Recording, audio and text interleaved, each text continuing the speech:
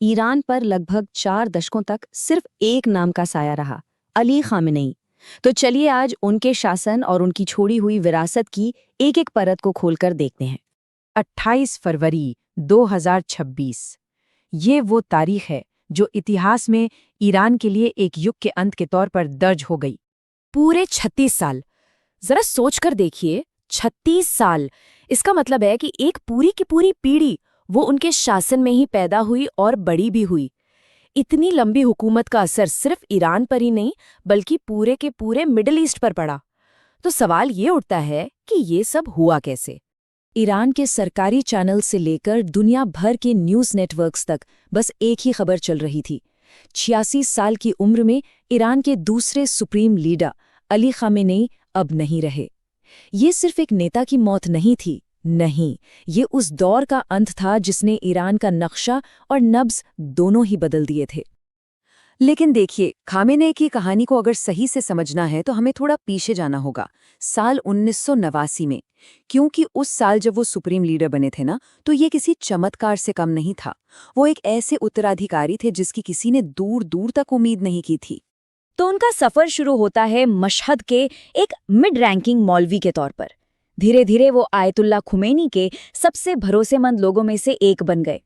80 के दशक में जब ईरान और इराक के बीच वो भयानक जंग छिड़ी थी, तब वो देश के राष्ट्रपति थे। और फिर आया साल 1989। खुमैनी के निधन के बाद सत्ता का ताज सीधा उनके सिर पर रखा गया। और यहीं पर कहानी में सबसे दिलचस्प मोड़ आता है। देखिए, सुप्रीम लीडर बनने के लिए जो एक बहुत ऊंची धार्मिक हैसियत चाहिए होती है, वो असल में खामेनेई के पास थी ही नहीं। ये एक बहुत बड़ा विरोधाभास था, है ना?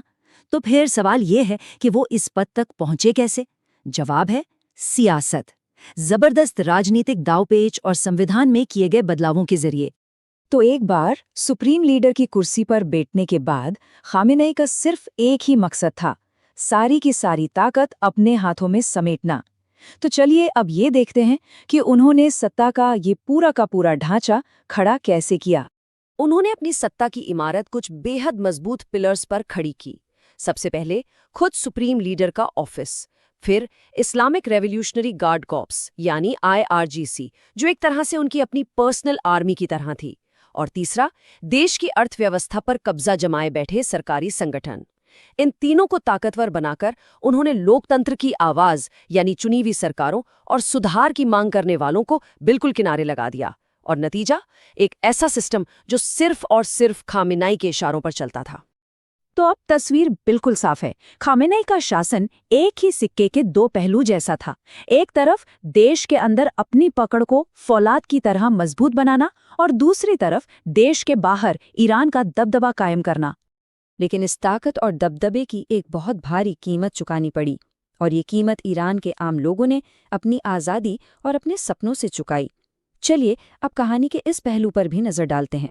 सत्ता पर खामेनेई की पकड़ को पहली बड़ी और सीधी चुनौती मिली साल 1999 में, जब ईरान की यूनिवर्सिटीज के छात्र सड़कों पर उतर आए। और हुकूमत का जवाब क्या था? पूरी ताकत से क्रूर दमन। इस आंदोलन को बड़ी बेरहमी से कुचल दिया गया। और ये बस एक शुरुआत थी, एक ऐसे पैटर्न की जो आने वाले सालों में बार बार दोहराया जाने वाला था। ठीक 10 साल बाद 2009 में एक विवादित राष्ट्रपति चुनाव के नतीजों ने जैसे पूरे ईरान में आग ही लगा दी। सड़कों पर लाखों लोगों का हुजूम उमड़ पड़ा, जिसे दुनिया ने ग्रीन मूवमेंट के नाम से जाना। यह खामेनेई के शासन के खिलाफ तब तक की सबसे बड़ी बगावत थी। और इस बार भी जवाब वही था, बस उसका पैमाना और भी बड़ा हो गया था। हजारों की तादाद में गिरफ्तारियां हुईं, लोगों पर मुकदमे चलाए गए और विरोध की हर आवाज को खामोश कर दिया गया।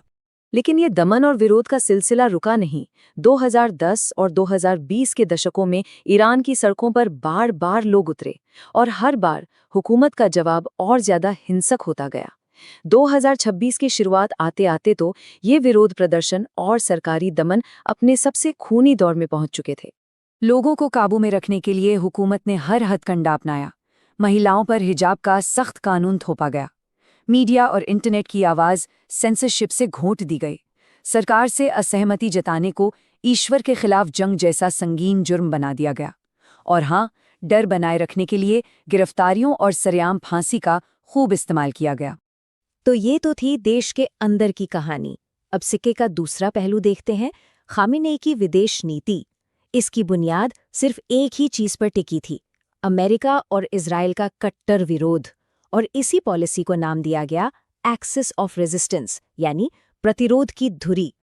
तो आखिर ये प्रतिरोध की धुरी है क्या चीज? देखिए, इसे ऐसे समझिए, ये मिडिल ईस्ट में फैले उन देशों